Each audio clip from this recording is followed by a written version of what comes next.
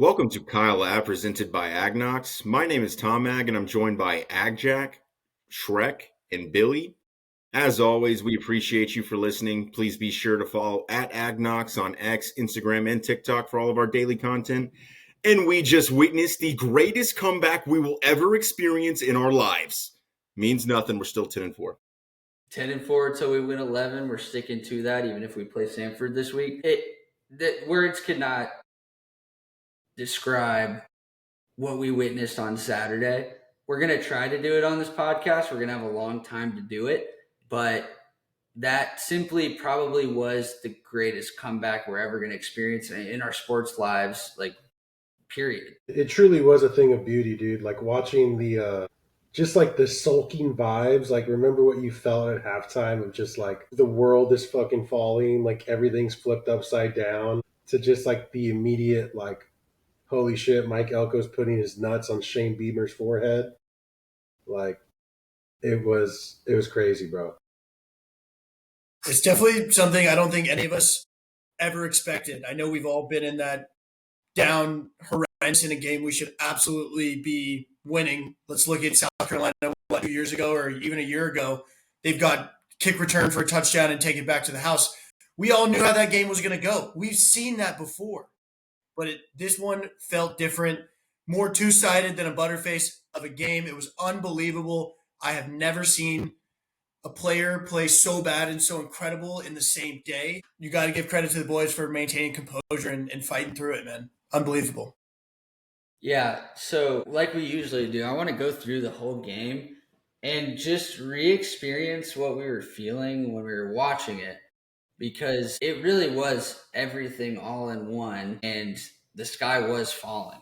We had grieved the season at halftime. So we open up, classic slow start, 10-play, 57-yard drive. South Carolina kicks a field goal. We go down, 7-play, 52-yard drive. We kick a field goal. Randy Bond makes that one. Sorry. I think we have to. Sorry, that was the audible fart from Randy Bond. But no, the craziest thing about that first drive for A&M was like we were worried a little bit about the defense. I think after sure, didn't look great, but that happens in the first half for Elko.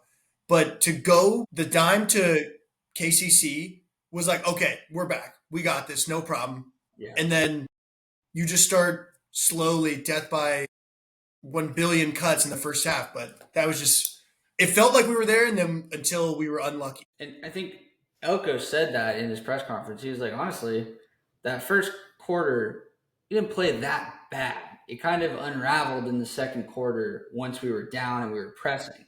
So move to the next drive, continue with the slow start. You let Sellers throws an absolute dime. He almost got the ball knocked out of his hands. It was 50 yards, just right in the breadbasket for the touchdown. So they're up 10-3.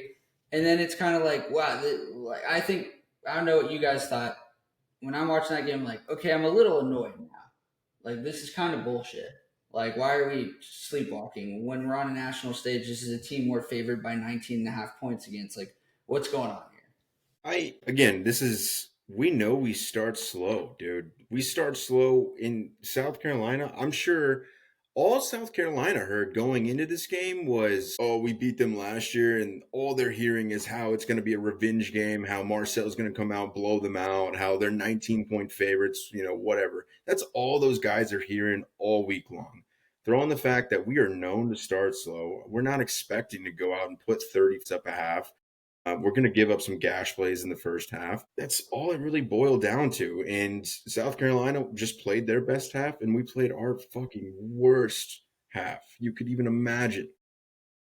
Well, so to be fair, though, go ahead. 19.5 points was unreal. That was way too many. Well, Vegas was overcompensating because we had beaten them to bits over the last 6 weeks. We had covered every game, and they kept on shorting us. So they lost a lot of money on us. So I get it. So this is where the game started to unravel a bit, right? So we come out, we're down 10-3. It's like, all right, let's wake up here.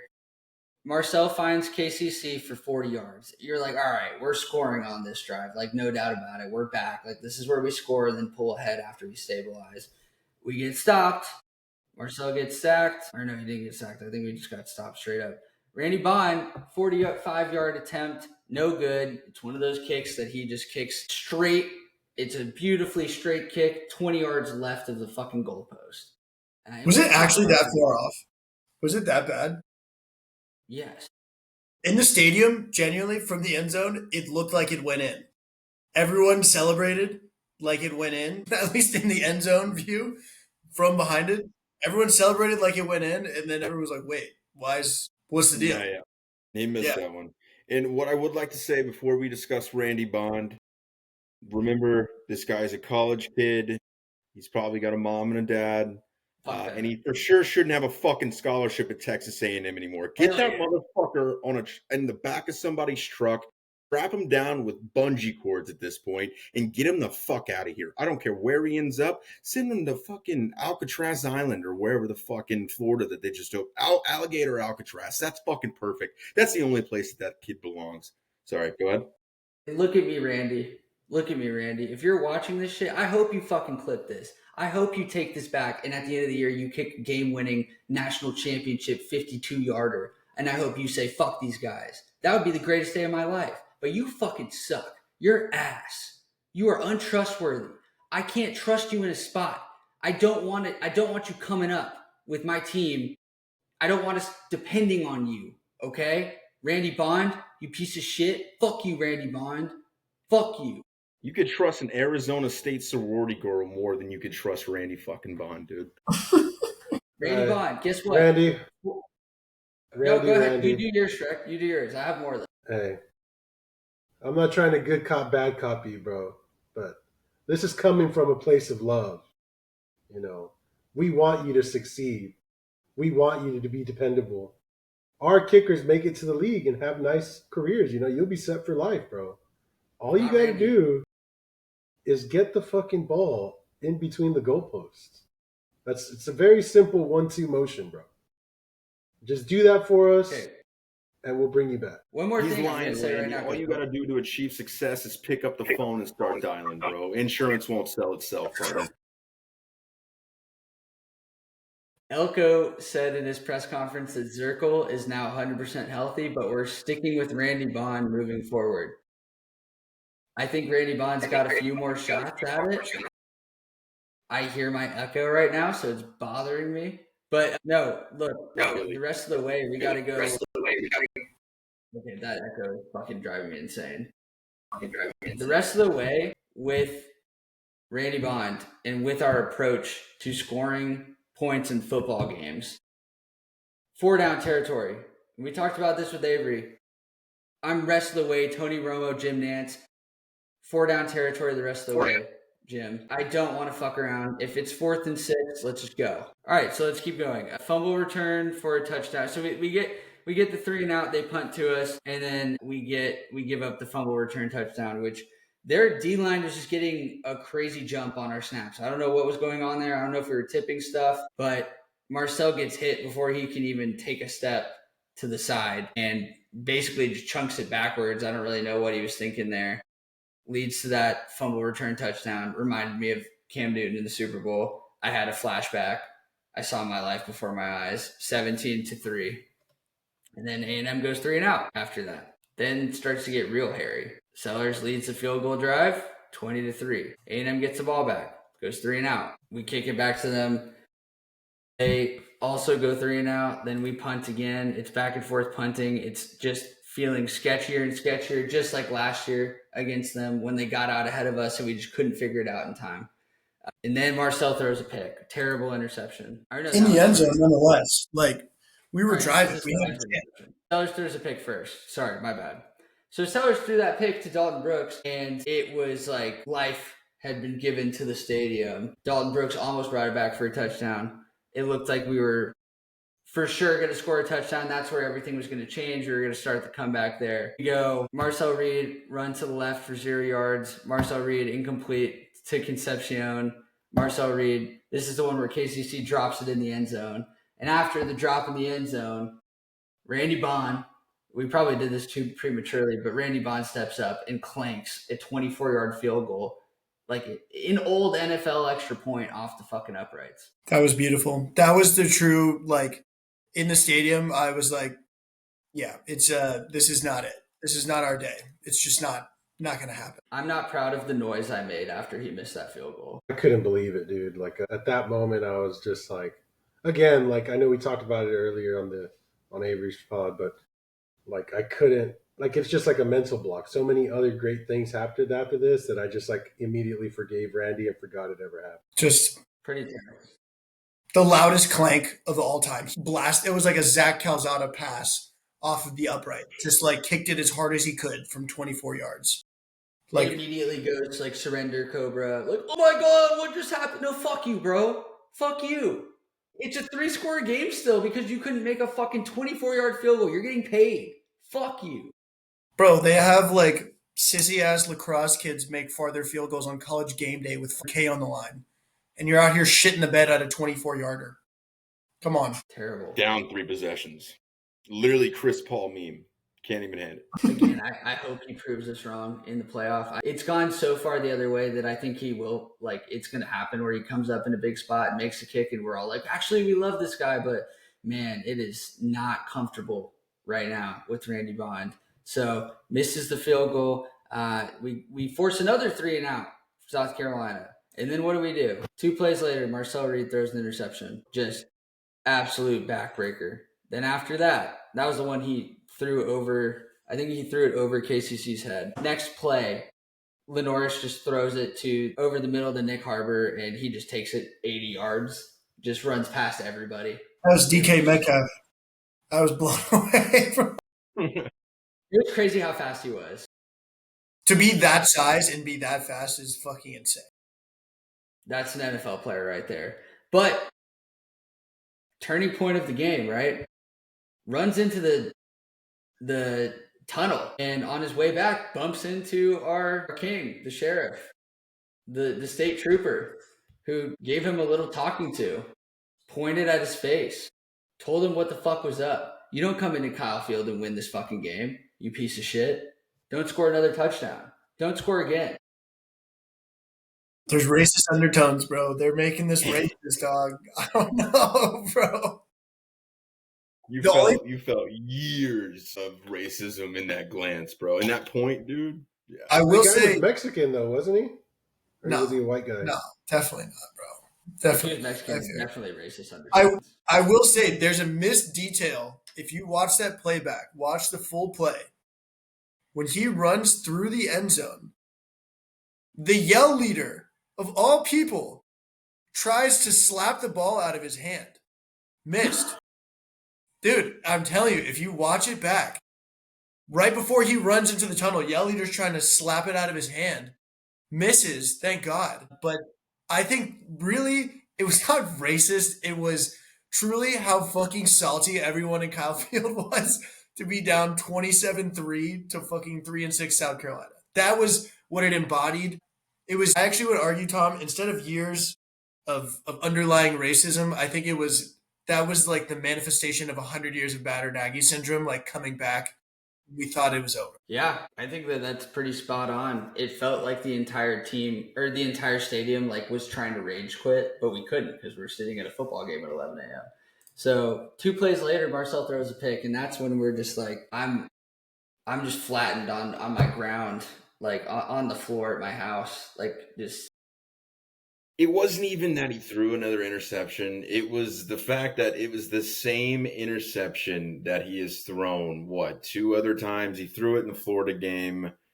I can't remember the last time he threw it before that, and then he did it again against South Carolina. It's that corner route into the back of the end zone. He tries to float it above whoever's covering him, and he always throws it short. Yeah. It was, the offensive line was terrible. The defense was terrible. Receivers were dropping stuff they hadn't dropped all year. So they get the field goal, obviously. And then they lead 30-3 going into halftime. So, Yo, I just rewatched the touchdown. It looks like the yell leader actually did hit the. Dude, that was the thing that went crazy under the radar. Smacked the shit out of it. Like it was like a firm. I'm screen recording that and tweeting it immediately, bro. Hey, no racism for a yell leader.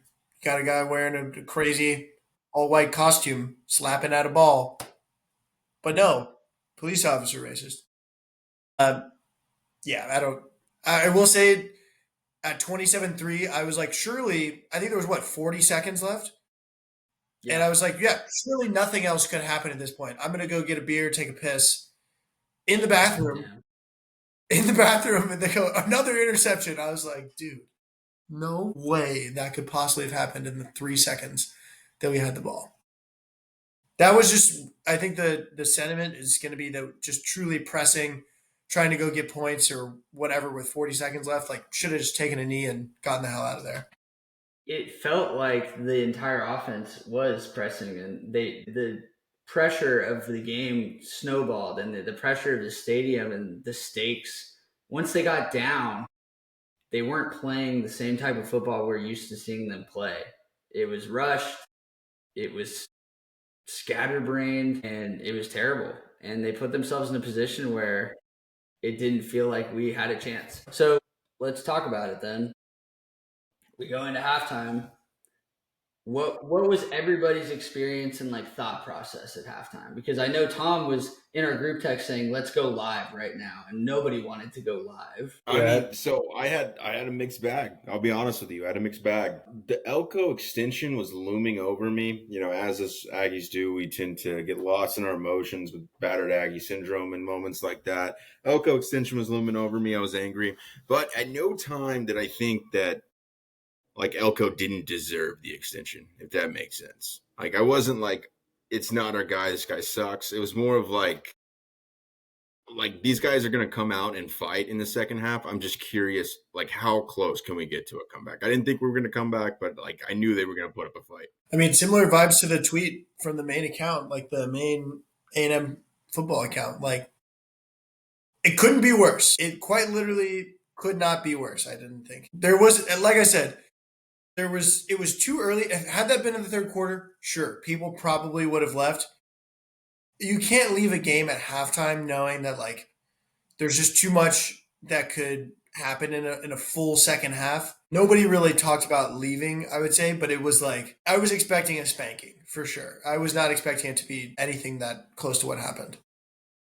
I know for a fact that people left because my sister is in College Station and she works at Dutch Bros, and she was working during the game, and she said there's an influx of people coming through at halftime of the game, picking up their Dutch Bros on their way out of the stadium.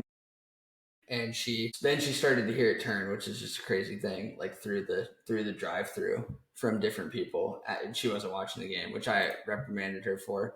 But anyways, Getting coffee after your team getting their ass kicked is like the weirdest thing you could do. I don't know. Dutch Bros it's a weird crowd in general. You're just drinking like 120 grams of sugar. But so I want to talk about all the thoughts and everything because there's so much that happens, right?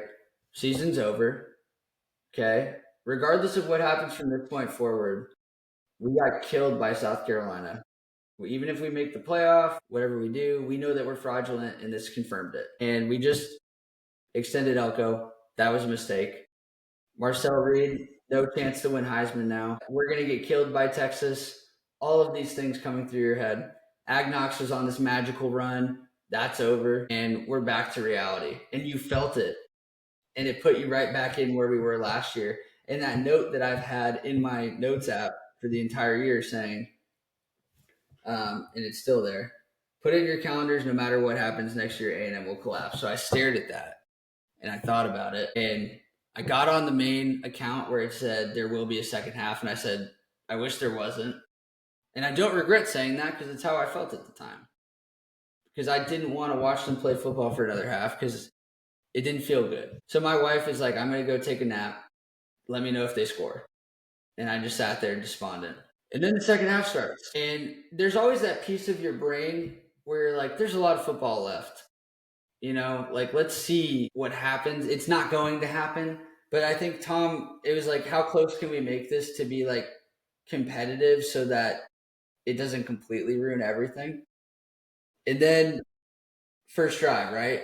Come out. We get down to that fourth down, 4th and 12. And little did we know that 4th and 12 might define our season. And if we win a national championship, that's the play that you're gonna look back at and say, holy fucking shit.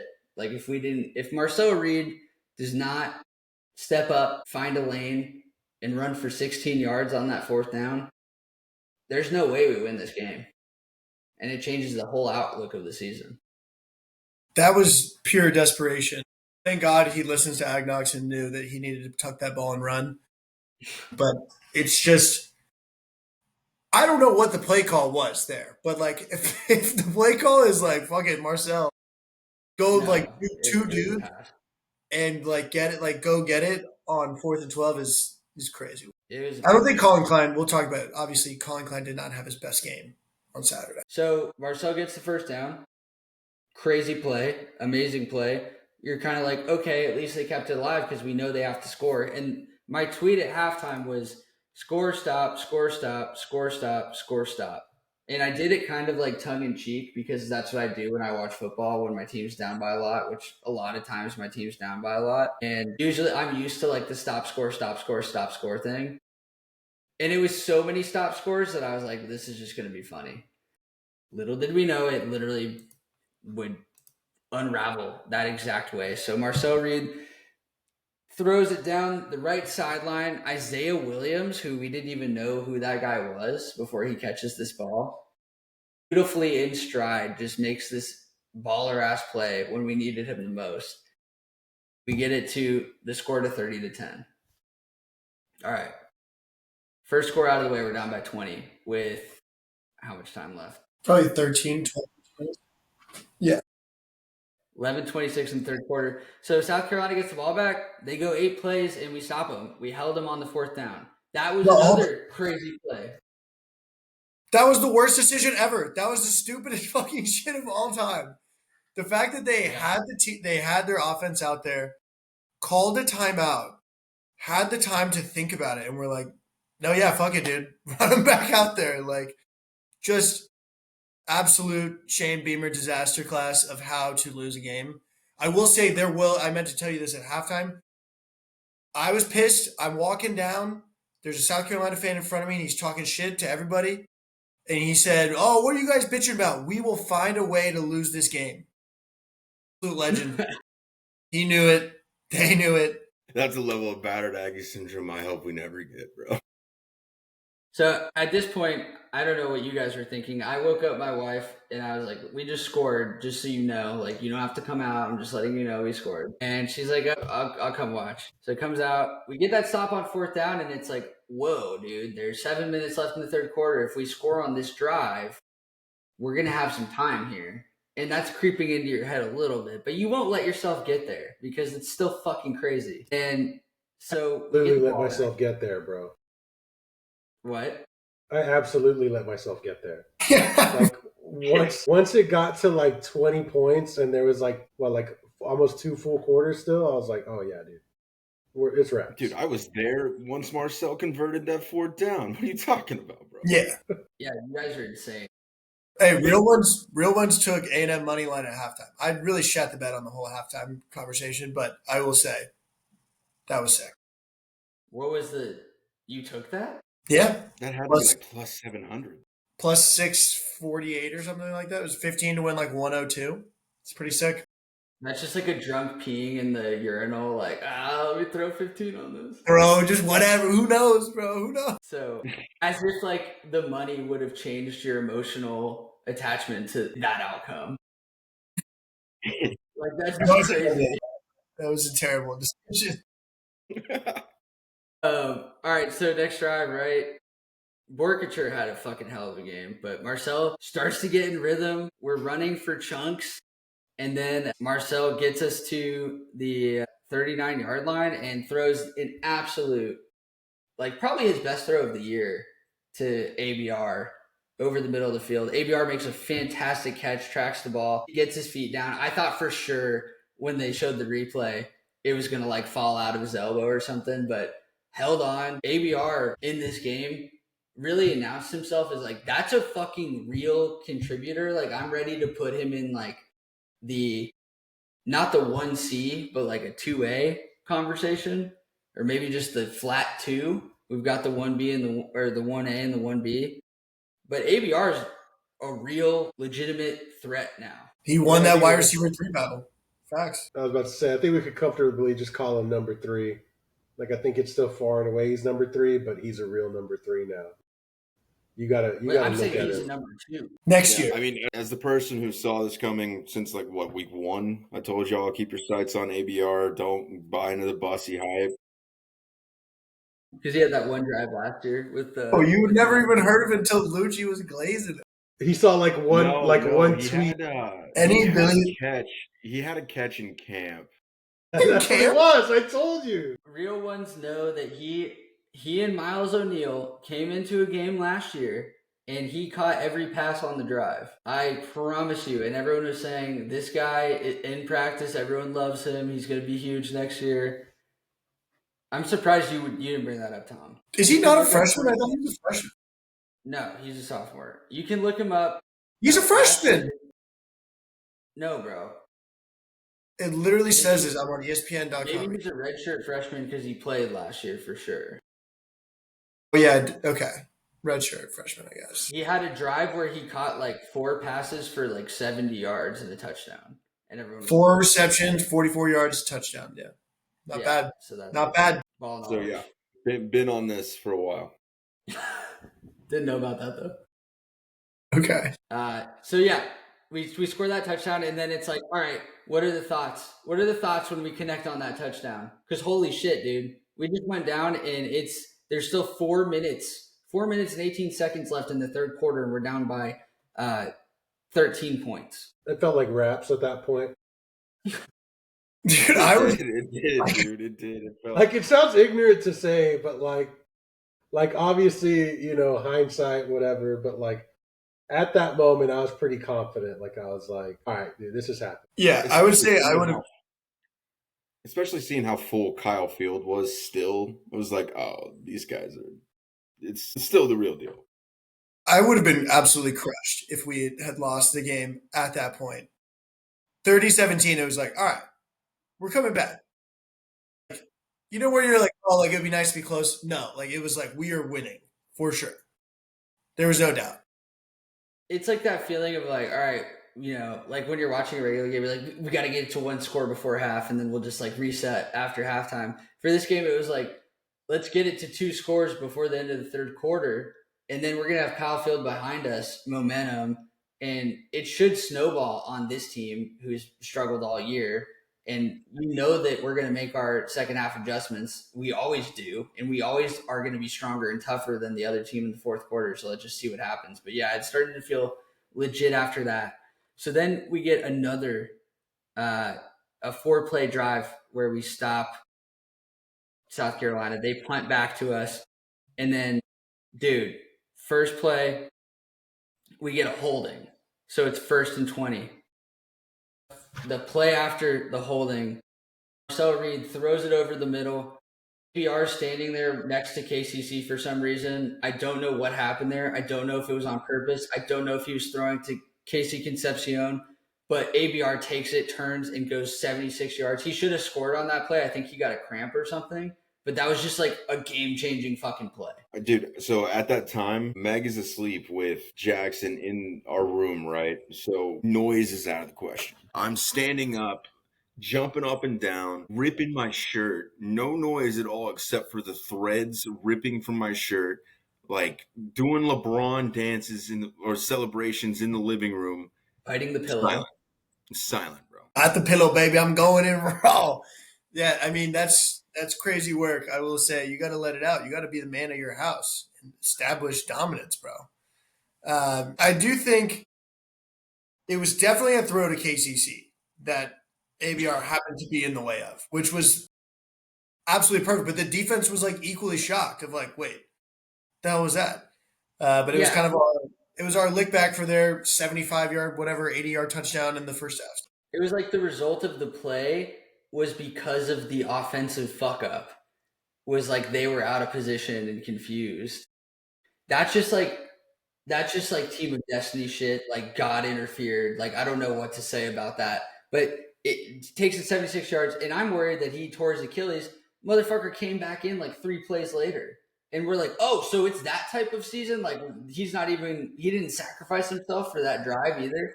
So the next play, Marcel, this was a beautiful drawn out play by Colin Klein, I will say.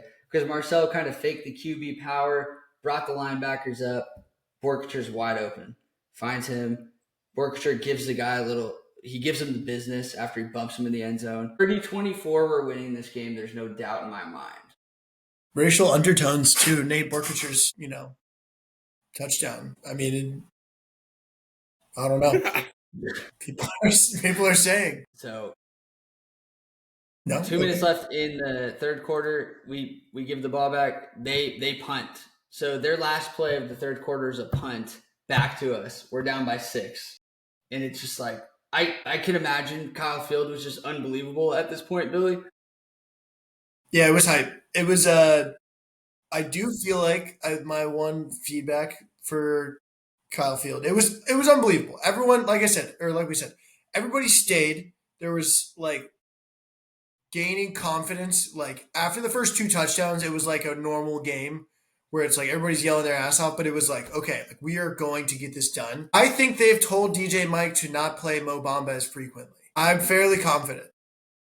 I think he's only permitted to play it on 4th downs. That's my theory. I don't know about that. He played it maybe twice, maybe 3 times. Whole game. He was saving them up.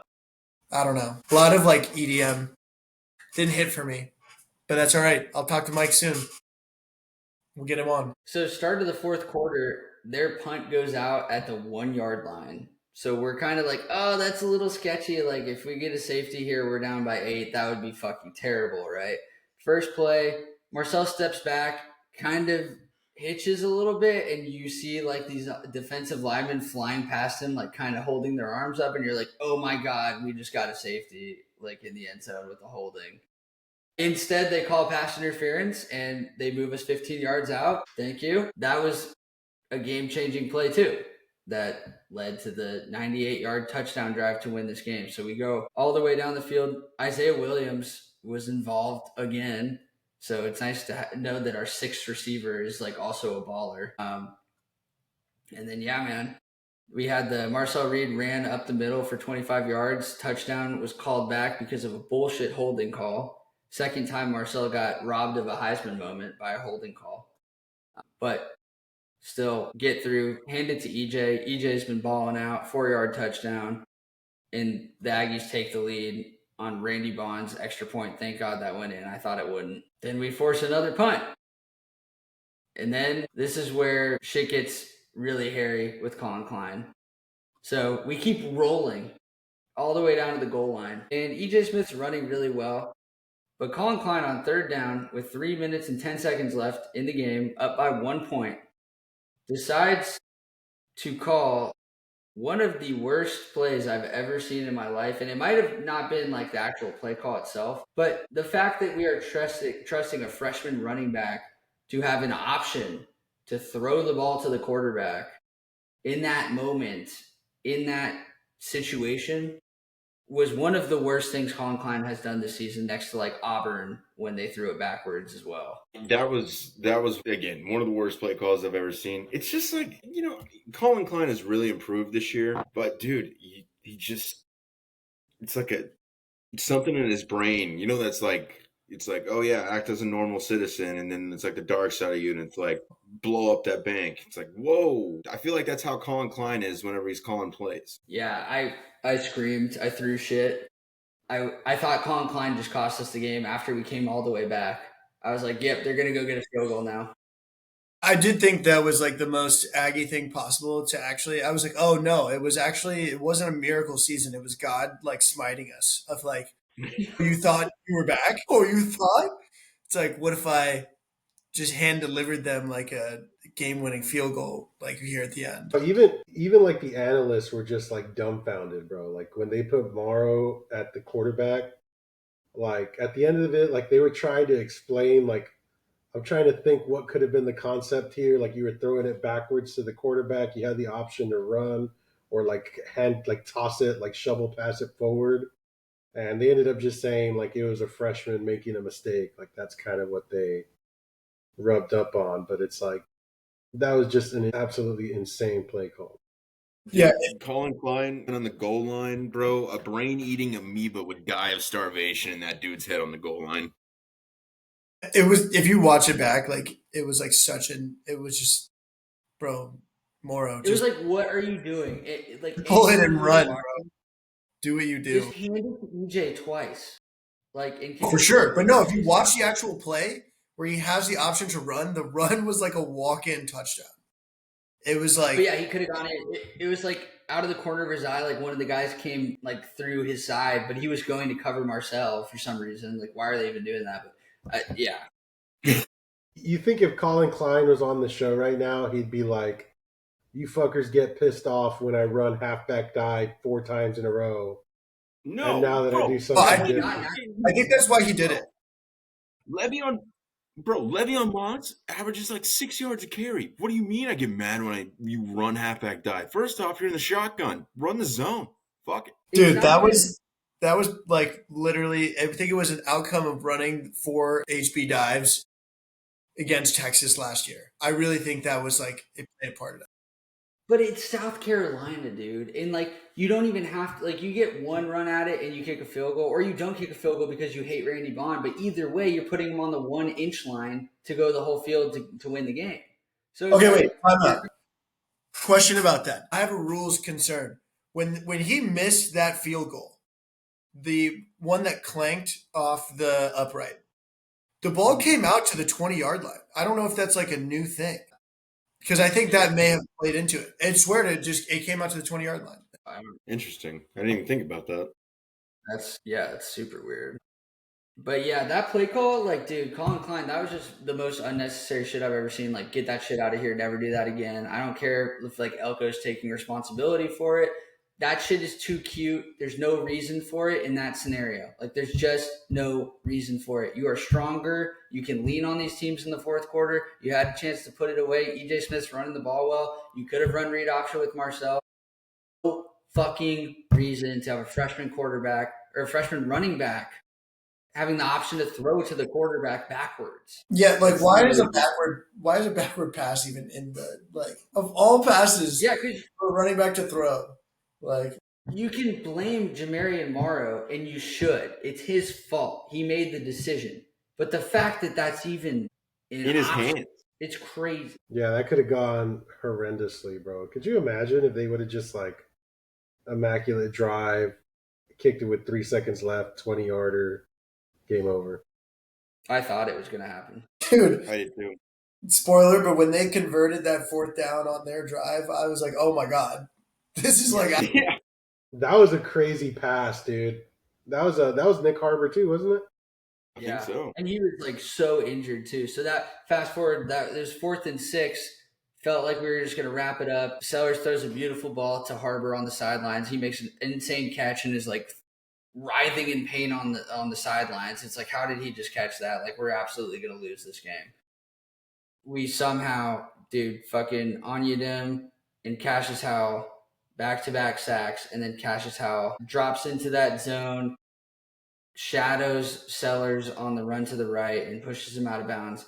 And it was like, holy shit, looking for the flags. Like, I kept waiting for Sellers to roll out to the right and then just like chunk it in someone's wide open downfield. And we're just like, oh my God, how did that happen?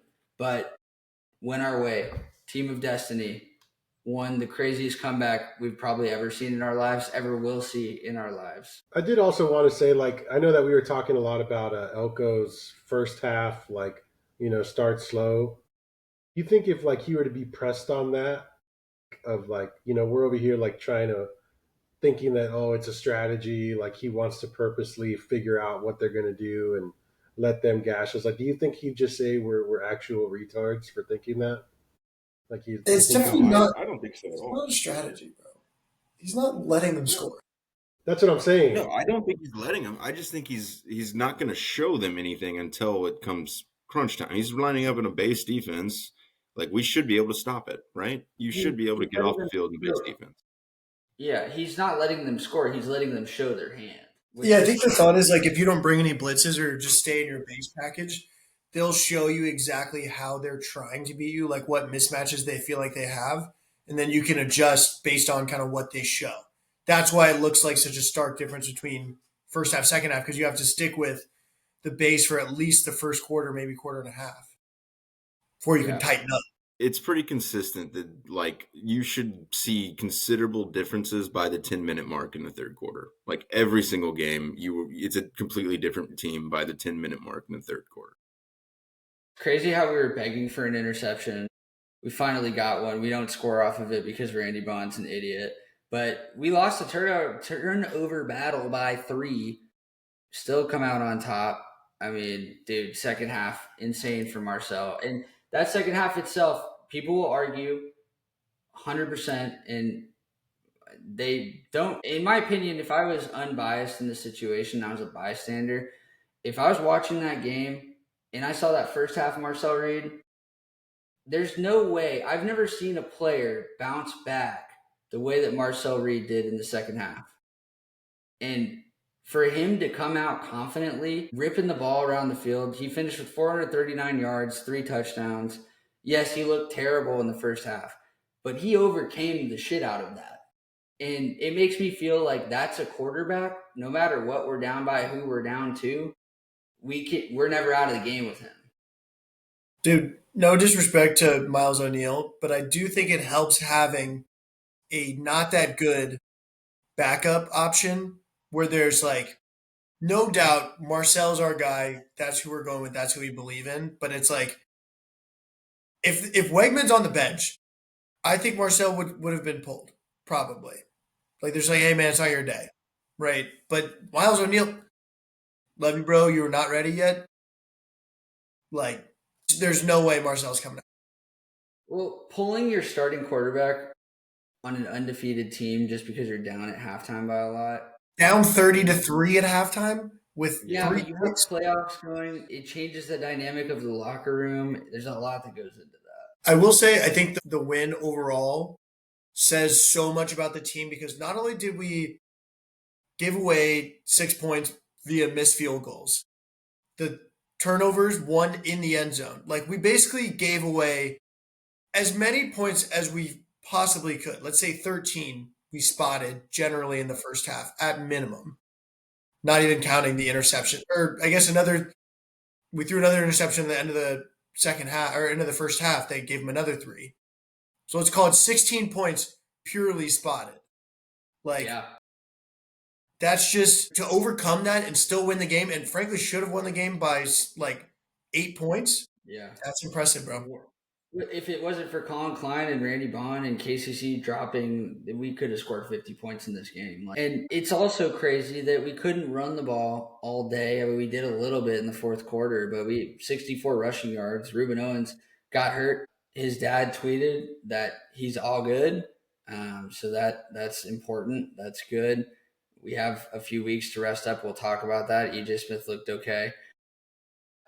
ABR, dude, we mentioned him earlier in the podcast. 4 catches, 139 yards, and a touchdown. Dude has stepped up. Looks like a legitimate contributor, as well as Nate Borkature, 3 for 40, 1 touchdown. Nate's going to be playing on Sundays. Dog Brooks has been awesome, too. So we could talk about this game forever. Just a couple points. Who was it that Tom said was a no-doubter first-round pick, and then it just like... Dude, Borkature's a walk-on. Like, he's a great college tight end, but... Like, I don't know. He's big. Who was it? Big fucking dude. Bro, dude, he moves well. The ball tends to find him in moments that are big. Like, I'm just saying, that shit carries over. He somehow is better than Theo, who was, like, such a hyped-up prospect. And, like, I don't know. I don't understand. What happened to Nyblack? Did he get hurt? Yeah. No, bro. After Isaiah Williams clowned him. Yeah, that's what I was going to say. It's like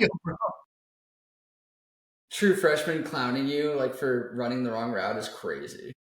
It looked like he said like, oh, my bad, bro, which was kind of crazy.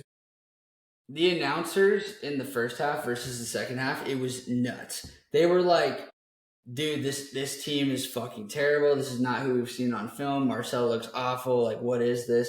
And then the second half, by the end of it, they were like, dude, as awful as they were in the first half, the way that Marcel bounced back, the way the team bounced back, like this is 100% championship level team. And I think that is a sentiment across the board, unless you're just straight up a hater, is that like it was an impressive win. It's not the way that we wanted it to happen against a 3-6 team where we're 19.5 point favorites at home, but it was impressive. And I'm going to blame Tom Ag for that. It was in fact the win that I wanted. But people give me hate for this. You realize I wanted it to be a struggle of a win this week, so where we could wake the fuck up, quit the slow starts, and go beat Texas by 100 in Austin. That's all I wanted the struggle win for. You got it. Yeah, I got about 5-1 just now, bro. So let's just all the cool shit from the end of the game. Obviously, the stop score tweet was crazy. It literally hit exactly. I wish I could have placed a bet on that. 1 in 287. So SEC teams that were down by 27 plus were 0 in 287 before this game. So this was just like actually statistically impossible, and we got it done. The picture and the video of Elko smashing the chair it should go up in the Louvre. Might be one of the most impactful things that's ever happened at A&M at the end of the day. It's going to be a picture that means a lot if this becomes a dynasty run under Elko, I think. Dude. Just chill with the dynasty, bro. Jesus. Just relax. Just trying to enjoy the ride. It's cinematic, bro. This team has so many things that happen. It's just part of the team of destiny vibe. 10-0 for the first time since 1992. And I don't think this team has peaked. We haven't put together 4 really good quarters against anybody yet. I'm looking at the probability. Hold on. Their highest probability was 97.8% to win the game. Insane. That's wild. 3rd and 12. For some reason, it went down when it was 4th and 12. That was truly the play of the game. Unbelievable. Do you guys think that this team has peaked yet? Because I don't think it has, and I think it's still coming. I mean, after the South Carolina game, it's hard to say that they have. If you think about the schedule, who would we have peaked against? You don't say Mizzou because they had the 3rd string backup freshman quarterback. We played terrible the first half against Mizzou too. You don't say Mississippi State because I think the verdict's out on Chapin now. The dude is dog water. Against Florida, not entirely. They're not a great team. There were some parts of that, say the Des Ricks pass interferences, the deep shots on the single coverage on Des Ricks that still need to be cleaned up. So, with that being said, no, you haven't seen it. I mean, shitting on LSU and Death Valley was... No, but it wasn't a complete game. It wasn't a complete game, I would say. Yeah, I agree. I mean, I hope we haven't peaked yet. Someone was telling me Longhorn fan was telling me it fucking pissed me off, honestly, him saying it. But he's like, well, yeah, like speaking from experience from last year, like if you play in the SEC championship game and you go pretty far in the college football playoff, like this is the half, or I think last week, like the week before South Carolina, is the halfway point in the season. Mm-hmm. Just wild to think. But that means we're probably peaking at the right time if we haven't peaked yet. That's the point I'm trying to make, man. I think that there's something coming. Always some hidden agenda with AgJack, I swear, man. It's always something about Dr. Shrek, any updates on our current injury situation? I mean, yeah, it's medicine, technology is truly advanced, but there is nothing that can guarantee an athlete is not injured than his dad tweeting out that he's good. So he good. I feel pretty good about Ruben Owens. Let's give him the week off, let him heal up, and I think he'll be good to go for Texas. As far as Le'Veon, that I still think it's a little bit tricky. I think they were probably not being told the full story. If he comes out to play for Samford, we know he's good. If they're still holding him back, I would kind of hold y'all's breath a little bit and see what's up. Let's get to that. We'll have a quick conversation about Samford and whether we would rather Le'Veon play or not. But let's go to call someone out for the next week, which is kind of tough to do because it is Samford. Last week, Tom called out Tyreek Chappelle. It's a good thing that we didn't see anything of him. That means he was in good coverage. Yeah, sure, I guess. I don't know. The first half, everybody was fucked. I think he definitely got burned in the first half. Yeah.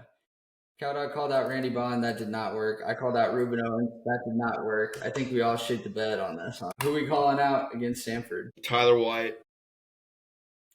Who? You're Tyler, stealing why my don't you take? get in there, and I don't want to see you on the field for punts. Get in there and hit those field goals. Oh, is that the Bro, backup? just like No, that's the secondary kicker. That's the punter. circle. No, I know. I'm saying there's a second kicker. He's an option. Yeah, that's the joke. It's like you're not going to see him on the field like at all. Tomac just like literally stole my exact take from Avery's show. That was crazy. Like in real time. Damn, that's crazy. It was kind of Did amazing. you own the take, bro? Sorry, I didn't see your name next to it. Wait, shit. Fag Jack's take. My bad, dude. It was my IP. I am going to. Uh, well, should I steal Shrek's take now? We'll just go ahead and cycle. Might as well, dude. No, Shrek, go ahead with yours. Wow, what a guy. I'm gonna go ahead and call out EJ Smith. What the fuck? That wasn't your take. Oh, you know what? Actually, I'm gonna save that for bold predictions. Don't steal it for bold predictions. I'll stick with my take. I'm gonna call out Terry Bussey. All right, Pussy. the but All right. the Busmeister. I'm ready for some of that, bro. I'm All ready for right. him to just establish himself as a true number one in the second half. Let O'Neal throw you some darts, come across the middle, burn a few freaking guys that are going to be eventual accountants. Like, just go get yourself some fade routes, bro. Run up your stats. All I right. don't even know if these boys are going to be accountants. Dude, my call is gonna be Miles O'Neal. Show me you're an option, bro. I don't want to see Marcel playing more than like 2 series of this game. Show me you are that guy. If we have somebody go down, that you are capable. Yeah. I we're not going to be able to evaluate anything in this game. This game is just like don't get hurt. There's no time for evaluation, bro. We're about to be 11-0. Ain't no But, evaluation. but I'm just saying like there's nothing. There's nothing to even look at this game. There's nothing. Miles O'Neal. I said it in Avery's podcast. Even if a Miles O'Neal gets out there, it's basically like Arch Manning running against those 5'4" white kids at private school in high school, like those types of highlight videos. This team We is need so to put up numbers. If it looks competitive with him in there, then I don't believe. He had a great that's throw against what was it, Utah State? He had an awesome throw. yeah. I was That's a sick. good point. I don't think Miles O'Neal is that bad, but anyways, yeah. I mean, I'm just gonna go. I'm gonna go with Isaiah Williams. Bro came out of nowhere and made plays in the South Carolina game. There's always like a random player on college teams that just like you never hear about them until the last few games, and all of a sudden they pop up and they're like a dude. And then it's like, oh shit, going into next year, like that's a guy that we can rely on. So maybe Isaiah Williams. Let's get him more involved and see what he's made of. All right. Scoring predictions and bold predictions. Last week, Tomac, 31 A&M. EJ Smith catches 2 touchdowns. Dude, EJ Smith came up with that huge catch on that, I think it was third Dude, down. right? Like, I didn't even know EJ Smith could catch, bro.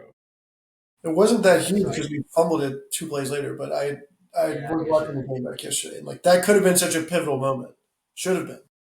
That catch was Yeah. crazy, though. It was very impressive. Great catch.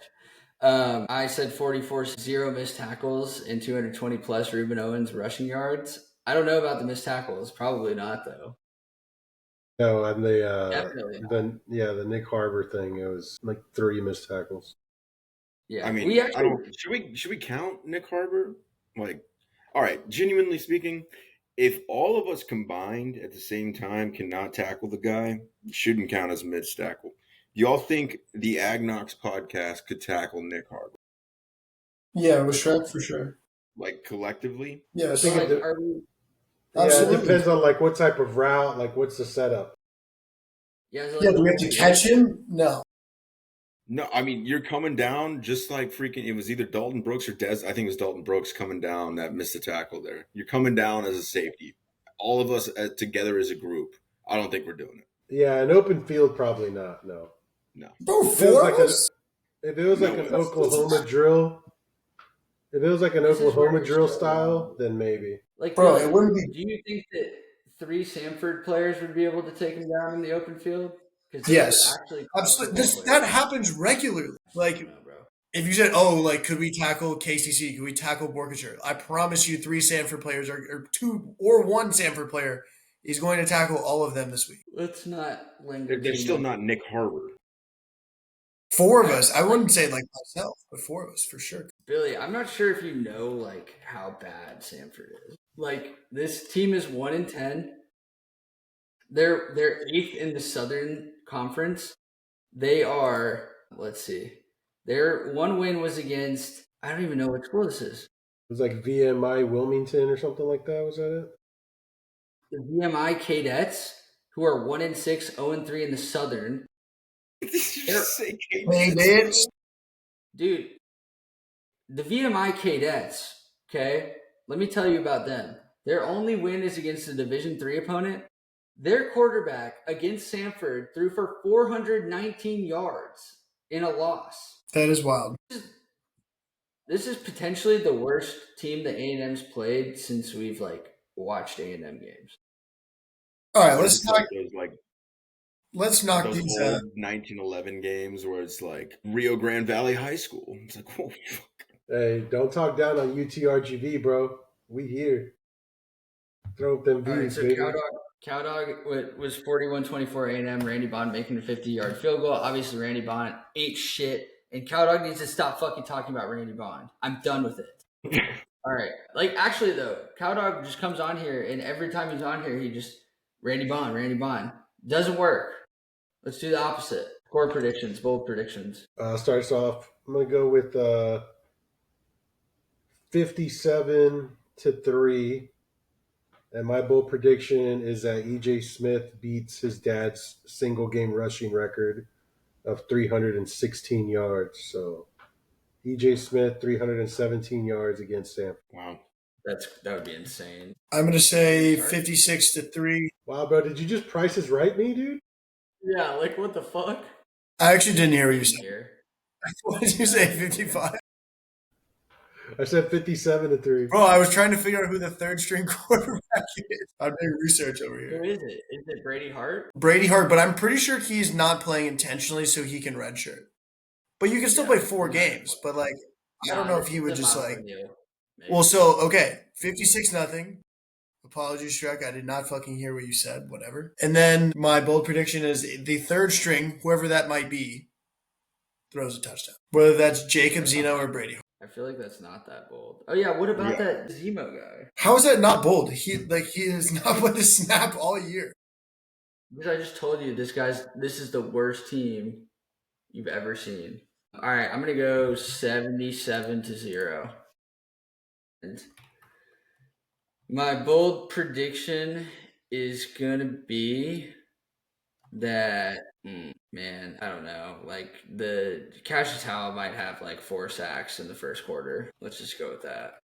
So, dude, he's going to get 3 sacks in a row again. Yeah, if they try to throw the ball, that'd be crazy. Dude, I'm trying to think of mine now too. But scoring predictions 52-3. And I'm gonna say bold prediction. Bold prediction, Randy Bond does not miss a field goal. It's not bold either. It's not bold. No, When's the last time he didn't miss a field goal, bro? Yeah, that's pretty bold. Bro, Randy Bond didn't miss a field goal for 4 weeks in a row this year. This is a perfect week to see what Zirkle has. Yes, Zirkle also went to Johnny. Or like I was saying earlier, bro, give Randy some reps. I don't want to see a single touchdown this game. I want to see field goals exclusively. Second down, third down. Throw him out there when he's not used to it. Get in his head, Elko. That could be funny. Randy, we're going to throw it out for a second down field goal, brother. Like, what? Like, yep, get out there. It might work, bro. That would be bad. Texas Hate Minute. They got absolutely shit pumped by Georgia. Magical day of a epic comeback and mythical hate watch. It couldn't have been better. It was like all the Texas fans at halftime of our game were dancing on our graves and spitting in our faces, and then the day could not have gone worse for them, including the OU win against Alabama. It was definitely beautiful and much deserved. The time was coming. Thank God Georgia did not shit their pants. I think we were all a little bit like, all right, like we've seen Georgia play some bad games. This looked like, I don't know why, but watching that game, I was thinking like the quarterback and like the skinny white running back I was like, these two dudes are some of the dumbest seeming people on the face of the earth. Like, when they're like, it's just like, bro only knows how to play football and is gonna go right back to like just driving like an 18-wheeler. And I Yeah. respect that. People need to do that, but like he's gonna be the Stockton and the running back number 32. Loud typing. Okay, so real quick on that note, on the Texas hate minute, dude, we're beating Georgia in that game. Georgia's really good. I think I don't know, dude. I think we could beat them in that game. I Bro, think There were, Texas. there were a few things that I saw that I was like, that's not Georgia-esque.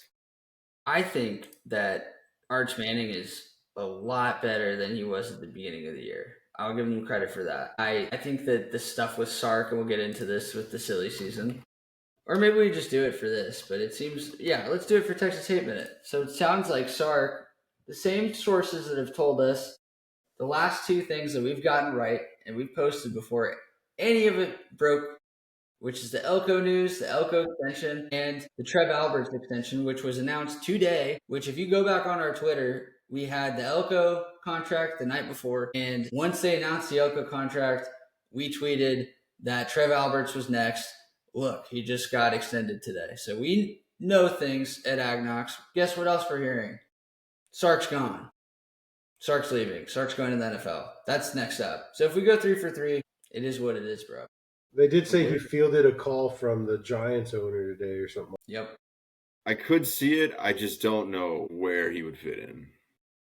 Sark would probably fit into the Big Apple, bro. He could like go into the fashion and bullshit Into the camera thing. gayness. Yeah. People are saying Tennessee, bro.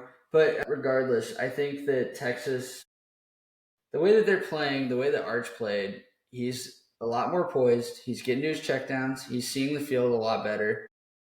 He's still getting his weird arm angles in, and he's rushing some throws. I really hope that we can just get to him and stuff the screens. If Elko does a good job with the screens and the checkdowns and baits them into stuff, we'll have a good day. But we could talk about that next week. The time will come. But Georgia just shit pumped them. Who would you rather see in the SEC title right now? Georgia, Alabama. Bama for sure. Alabama. Georgia. What? I think. Yeah, dude. The look on Sark's face when Kirby Smart did that onside kick, priceless. What I will say about that, bro, is you know what Elko's weakness is, bro. It's a mobile quarterback, and I'd much rather see Gunnar Stockton over Ty Simpson. I feel like they're kind of the same with like the mobility. Only though. one of them was in the Heisman conversation.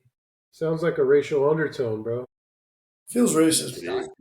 Stockton's in the Heisman conversation now. No, he's he's not, bro.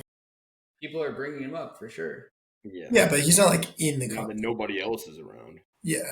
Well, technically, they're trying to say Marcel's not in the conversation either, but I don't know. Let's talk about silly season. So the Elko extension, like, generally thought this was a good thing. We talked about it a lot on the podcast. We had released our clips. We talked to Tony Catalina. He was confident that it was going to get done. We talked to Carter Carls. He was confident it was going to get done. We heard about it the night before. It's team friendly for the most part. And Elko went to bat for his assistants. He made sure that they were all going to get paid this year, the bonuses for making the playoffs and all that. So I think I'm fine with it. Obviously, South Carolina game, people were kind of pointing to that as the reason why we started off badly there. But we need stability. We need culture. Agreed. And what I will say about the Elko extension, even during halftime of the South Carolina game, I never thought it was a bad idea. Again, like the past 2 seasons, you've had a chance to make the SEC championship game essentially for the first time since Johnny was here. Now, the difference between that time and this time is you actually have a head coach you can attribute the success to instead of just a player back in the Johnny Sumlin days. Facts. So now with the head coach, it's got some nuts. He made the Marcel change as his first notable change over Wegman that ended up being successful. You've seen nothing but growth from his coordinators underneath them. Colin Klein is so much better this time around. And then also, like, the guys coming out of the game, at the end of the game, whenever they win and they see the camera going in the locker room, it's all about the team. It's all about the team. Everybody wants everybody else to be successful. that right there is worth the extension alone, regardless of record, because I don't know too many other coaches who can actually pull what he's doing off. Did you just make up that we went to the SEC championship game with Johnny? No, we had a chance. No, the last time we had a chance was with Johnny. I agree with what you're saying though. It's like all these teams up till this point, and like teams that are just good in general, like whatever. You get all that lip service of like, oh, this team plays for each other and they're so selfless and blah blah blah blah. But like, damn, dude, with these guys, it really does feel like that. Like everything you see about them, the way they go about their business, the way that Elko talks, the way the other coaches talk, the way that these guys literally play. Like they don't give a shit who gets it done. They just want to be, they want to win, and it's refreshing, dude. I don't know if y'all saw that ESPN like special too. Like KCC cooks for the boys. They like have like they just all We chill. talked about it in the last pod if you listen. I mean, Yeah, we for one, talked most about unexpected thing possible, but it's great. That's the culture you want, bro. That's unbelievable. But You know what I'm curious about? I'm curious about the culture of the players toward Randy Bond. bro, you Do know, you think like they're like, you're on a football team, you nah, know that fuck everyone this just guy, or they're thinks the like, kicker's a fucking weirdo the whole time. Yeah. When It's not like they're we lost dapping and up the Randy kicker like missed an every extra time. Like, point. Yeah, bro. I'll never forget. We lost in the third round because our kicker missed an extra point in double overtime. And afterward was like crying, begging for forgiveness, like screaming, "It's all my fault." And we were just like, "Yeah, fuck you. It is your fault." Like, all all right. right. screaming. Real It's quick, some just other silly season stuff. I think Billy's on a delay here. He's gonna have to figure that out. Lane Kiffin is still just fucking with everybody. And we've said this from the beginning. He's not going anywhere. He's just fucking with everybody. He's sending his family to LSU on a private plane. He's posting his Bible verses. He's doing all the shit. So that's just expect him to sit right there. Dude, at this point, like, you got to give this guy an award for something, because this is great content. Sending your family to Gainesville and Baton Rouge. I I think mean, he's seen it. It's I a do think competitive he's gonna. advantage. I think he's taking the LSU job. I mean, that's crazy. You just like went back on what you were saying, but it. I think to him, he sees these literally as SEC competitive advantages. Like if I go fuck with this team and drag them along and string them along for as long as I can and ruin their coaching search and honey dick them, it's going to help me at Ole Miss. So I don't know why no one's picked up on this, but it's smart. I don't know if it's all that, bro. But I was more saying he deserves an award just for the level of troll. I like. He's gotten me like 3 years in a row, dude. I'm full believing he's gone. I mean, his daughter's dating. You're His caught me daughter's out. dating what weeks? Like, it's probably just like a free PJ. Like, okay, go see your boyfriend. Like, and I'll make LSU take an L. Yeah. Yep. James Franklin went to Virginia Tech. Honestly, what a bitch. Hiding from the Literally moment. most stepping stone shit I've ever heard of, and like stepping stone going down, bro. Coastal Carolina will be calling next year. That would be crazy. Virginia Tech, I mean, he could turn them into a decent ACC program though. Like it's not that crazy to think of. Like it's not hard to be good in the ACC. I mean, yeah, dude. Like UNC was good in the ACC before. I was literally just Drake May, and now you guys see that. We can go back. We have literally. hey, surely he's leading your fantasy football team to a great season. No, surely he's not because he can't play all the positions. Aggie hoops update. So they blew a 14-point lead at Reed Arena to UCF. That was pretty miserable. Tonight, I don't really know what happened. They were favored by like 17 against Montana. They only won by 5. So I think Buckyball is going to be a process. I They mean, were up dude, by 5 or so at half too, so it's not like it was just. it's gonna be a process, and you gotta remember, like, we lost. Buzz took our fucking team, like, and is still losing with them. But like, we basically got the bottom of the barrel when it comes to players who wanted to play for A&M basketball, and yeah, they're gonna be playing at a low Big 12 level for the entire season. Did you see the Pharrell Payne injury video? Yeah, that looked bad. It just looked fast. It just looked violent. What even did anybody follow up on that? Like, what came out of that? I don't know. You're the fucking MD we have on staff. What do you mean? Yeah, bro. Like, just go figure it out, bro. Let us know. So, yeah, we'll see what happens with that. We'll get more into it when we get to conference play. Let's talk Heisman really quick. So let's make another case for Marcel, because Marcel deserves all of the hype, all of the love for what happened in that game. We saw the really bad and we saw the really good. We've seen mostly really good all year. I mean, has he been a perfect passer? No. But, like, dude, when he needed to get it done, he got it done. He was accurate and he made good decisions. Great performance. Fuck Fernando Mendoza. For real, he's fucking nobody. Saying No. nobody. I said this on the other pod. The Heisman needs to have a story and it needs to have an aura behind it. And none of these other guys have that. When we look back at this season, when we were growing up, these guys were mythical beasts. Tim Tebow, Mark Ingram, Lamar Jackson, who else? Baker Mayfield, even. Like, these guys were just, they had it. And it was like, yeah, that's the Heisman. Like, that's the guy. And I don't know. I feel like Marcel kind of fits that mold way more than Sayin and Mendoza. Dude, Sayin is throwing to a guy that should have been in the NFL as a high schooler. Like, bruh. No way. And then Mendoza. For the listeners, go give Avery's show. What's his show called, Agjack? Brand new gig. Yeah, brand new gig. Go give that a listen, because literally all of the Heisman hopefuls, it all comes back down to media, and it all comes back down to having a fucking easy schedule and all this shit.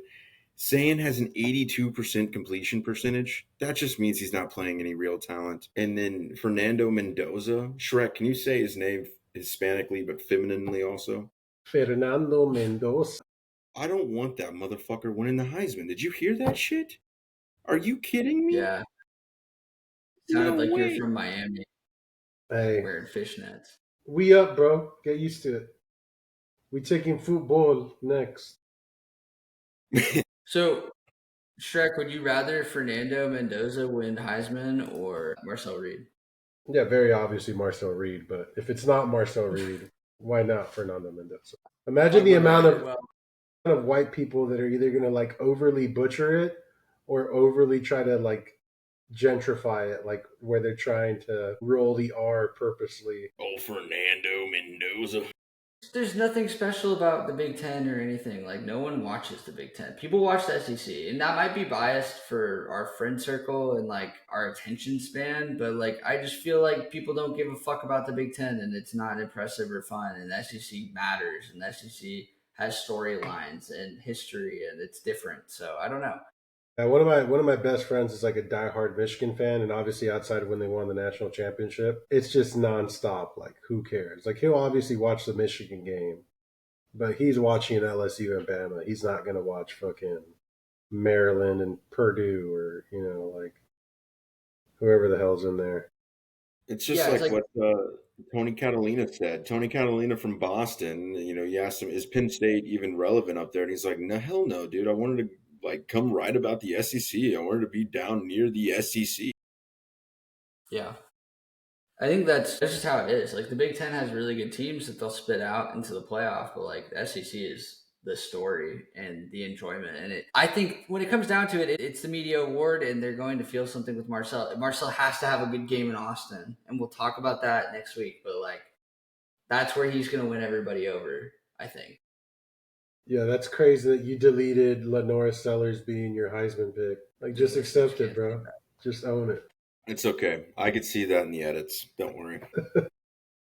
So the underdog pick we lost last week. We didn't hit. I don't think we hit any of them, but let's just skip the ad read. We don't have any underdog picks to make because there's nothing for the Samford game. I kind of wanted to see what it was going to be if they had just had crazy numbers up there, but you don't know if they're playing a half or what.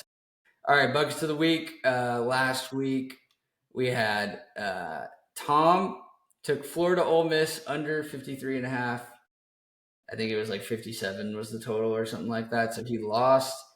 He's at 3-9. Billy's still in last place, though. Billy had to drop off the podcast due to technical difficulties, so we're going to give him his pick. Cowdog took Arkansas -1 against LSU. That lost. I took Georgia alt-line -12 versus Texas. That hit. That put me in first place. So the standings now, Shrek, fuck you. AgJack is in first place at 9-5. Shrek, second place, 7-3. He blew a massive lead. He was basically South Carolina. Cowdogs at 3-6, Tom Ag 3-9, Billy's at 2-7.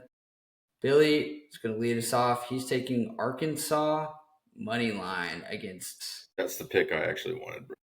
He could have done the alt line plus 2.5, but Arkansas money line for 2 points. All right, Tom. I mean, hold on, bro. I gotta pull up. I'm up next. Right. What? I You just cool with talked me so jumping much. you? How are you not pulling it up already? What? Because I was gonna take Arkansas money line. All right, I'm gonna go ahead and do alt line for Oklahoma. Take them -13.5 over Missouri. So I have it at it would be -14. Okay, -14. All right. Give me OU. Look at Agjack shaking in his boot over half a point, bro. He doesn't want me catching up. Man. I'm just telling you, I'm basing it all off ESPN every time. What did you say, Tom? Give me OU -7.5. You're doubling down on that pick. Should I just copy Shrek's picks from here on out and just like box them out? I was thinking next year we should just do a point system where if you take a risk, you would like lose 2 points. Where it'd be like plus and minus, and it wouldn't be like a record, it would just be like plus and minus. You know what I'm saying? No. So like if you like lose, you lose 1 point. If you lose a money line, you lose 2 points. Tom would be at -6 right now. Yeah. Let's look at these games here. Some interesting. There's a lot of the week before Thanksgiving type of games. No spreads on most of these. Give me Florida +3.5 against Tennessee. It's disgusting, but I'm just gonna take it. That's wild. Can't be wild, bro. It's a coin flip. All right, Cringe Fest. What do we got? Is that not free money? Isn't Florida like just so bad? There's never free money, bro. Yeah, they show glimmers. Cringe Fest, if y'all haven't seen it, it's a tweet of Bill Belichick being at his 25-year-old girlfriend's adult cheerleader competition. And it's a picture of him just Insane behavior. Just standing there all pissed off looking while his girlfriend is next to 2 grown adult men wearing glitter on their eyes and stars taped to their eyes, basically, or around their eyes. Just some insane work. Like, it's crazy what men will do to get laid. Like, that just proves it, dude. Like, it doesn't matter how much you accomplish, how far along you get in life. Like, when you're trying to get some, you will do some outlandish things. That's true. I had to win 7 Super Bowls just to get laid. That's virginity like nobody can predict, bro. It's crazy. The whole thing with her is so nuts. Like, she's so off her fucking rocker. Like, obviously, it's just, I don't know. But UNC is actually playing better now, so I think he's going to get another year and he's not going to leave. So it'll be interesting to see what happens next year. And they're going to be, the UNC is playing TCU in Ireland for the first game. So that's going to be the kickoff for college football next year. It's like, all right, like Bill Belichick and his girlfriend in Ireland. What could go wrong? Yeah. So, I don't have a cringe fest. Do you, Tom? I do not. What's cooking? Yeah, it's Samford week, so probably beanies and weenies, bro. The game matches the budget for the cookout. Not gonna sweat this one. I am the opposite. This is the only game I'm comfortable having people over for. So I'm inviting our family members because I usually don't want to watch with anybody. And I'm gonna do the tri-tip. First tri-tip attempt. Yeah. Tri-tips are easy, man. They're all super nice, dude. So do you sear it? You know, on your pit boss? Yeah. So I'll do like probably an hour and a half at 235. And then I'll turn it up to 300, open up the sear plate on the pit boss, and then it's 2.5 minutes per fat side, 1.5 minutes per skinny side. Wait, where's the sear plate? Like the metal thing under the grate? Yeah. You put it on there? No. Oh, I see. Yeah, my lever's kind of fucked, so I don't. It would be a pain in my ass. I'm probably just gonna turn the grill on and just pop it over. That works too. Yeah, less pellets used. But yeah, that'll be hype. I feel pretty good about that situation. Shrek, you cooking anything? No, Friendsgivings are starting up. They're ordering Cracker Barrel. We're just gonna keep it low key. Dude, I gotta get you guys my like the smoked brown sugar sticky sticky buns, sticky rolls that we did. We did them for our Friendsgiving this last week, and everyone was like, "Holy shit, these are amazing!"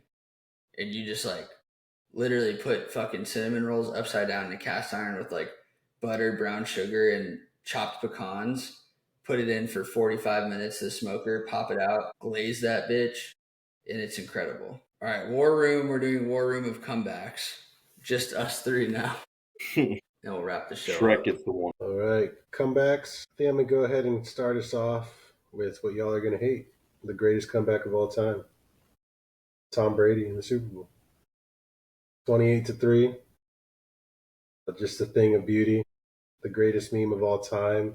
The memes are just immaculate. Every time it's March 28th, it's like March 28th for the rest of eternity is going to be known as that day. Yeah, I mean that's definitely like the best NFL comeback. Yeah, definitely not the No doubt greatest about comeback it. of all time, though. Yeah, struggling to think of something. Yeah, I'm just gonna go with the simple "Your Mom." Did that come back?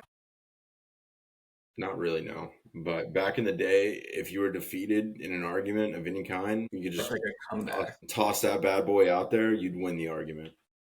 People would get immediately heated upon hearing those words, Yeah, I don't hate it. or like calling somebody You gay. know what? Yeah, Yeah, I'm gonna say the Alien series. I feel like that's been popping back up, making a strong comeback. Alien universe is becoming a thing now, and I think it's gonna be a strong cinematic universe there for a wild alien versus predator situation. Let's see what else. How about politically incorrect jokes after the Biden administration? yeah, dude. Political We incorrectness. we were literally debating like who was the most hated race. Yeah, well, that was. We should probably not like bring attention to that podcast as this one gets a little bit bigger. But the people that are listening to War Room are like true knockers, and they probably listened to the Day War Room ones. about Rich. Yeah. So back to Tom. Oh, my bad. Yeah, easy pick here. Shock still there. LeBron 3. Oh, yeah. That is the greatest comeback of all time. Yeah. We got LeBron sexuals in here. I feel like our kids and people that didn't live through the Warriors during that time will never fully grasp how fucking impressive that was. Yeah, like the They were whole like iconic slap the glass on the block at Iguodala and then drive it back down. Like that play is just cemented in my mind. Yeah. Or was it Steph? I can't even remember. No, it was Iguodala, I think. Shrek. Finish this up. I'm gonna go with Pokemon cards. Yep. That's insane. Like the amount of value that's there. Like imagine if we would have known that as kids. Like just don't play with your cards and leave them in a box, never to be touched. Bro, you want to retire early? Go buy a box of Legos once a month. Don't open them. Sell them in 3 years. Do you do that? Do you buy a box of Legos every month? There's no way you do that. I used to buy like specific Lego sets, yeah, all the time, dude. But like all that stuff, anything that's like the Bionic. Do y'all remember Bionic back in the day? Yes, I used to get all the Bionics. Do you know how much that shit's worth now? No. Dude, it's not made anymore. Like I've seen some of that stuff go for like Or the $1,000. Bionicles. Yeah. Yeah, Bionicles were sick. And you were like different colors and you'd be like popping the joints in. Mm-hmm. Yep. Those were the days, accurate days. I was a cold dude. I'm getting back to my ways. So, do we have a conspiracy corner before we wrap things up? We do have a conspiracy corner, and for the listeners, I wrote something up this time to be more prepared. Today, we're going to be talking about why crypto is useless. Now, people with a fucking brain actually understand this. There's nothing real about it. It's a piece of technological innovation. That's all it's ever been. But essentially, why it's worthless and what's going to happen to the next technological advancement is going to be quantum computing. So crypto right now works because it's think of it like a encrypted communication platform, right? No one can go in and copy your shit. No one can go in and see your shit unless it's accessed, unless you want them to see it. No one can go in and create copies of coins. No one can go and access somebody's wallet and see all their transactions, right? Unless they're invited to. That wallet ID is unique and protected. So when quantum computing comes along, essentially that communication, that encryption, that's nothing to quantum computing. It's going to be able to break an encryption instantly. So all of the value that's in Bitcoin not being able to be recreated, quantum computing could literally quadruple the supply of Bitcoin instantaneously. So all of this that I'm saying now is still a theory and thought, but with the latest advancements in qubits, which are processing measurements for quantum computing, and was found by Google about a year ago. We're going to be advancing a lot faster. You've seen AI, you've seen the AI capabilities and how much better that they've gotten over the years. It's going to happen to computing. I'm going to give crypto 5 years max. And that's Conspiracy Corner. I think Bitcoin's going to be just fine. Same. All right. Yeah, I mean, that's. Sorry, Not the fact that it's like literally not tethered to anything. That it's fiat, right? It's fiat value. What is money tethered to? Hard assets. Go look at the I think last I one. think the world as a whole agrees that a Bitcoin is valuable at this. But the thing is the whole world would still want you to give $40 in Bitcoin instead of 35 in Bitcoin in a transaction because they don't want to deal with it because of how it's still a pain in the ass. Good conspiracy corner. Perhaps. Great conspiracy corner. As always, we appreciate you for listening. Now you know that we have sources. We knew that Mike Elko was getting his extension. We knew that Trev Alberts was getting his extension. We also know that Steve Sarkisian is going to leave to the NFL. So save this tweet. AgKnocks is real. We're growing very quickly. Go follow us on X, Instagram, YouTube, and TikTok. If you're not already, you probably are, for all of our wonderful daily content. Thank you, guys.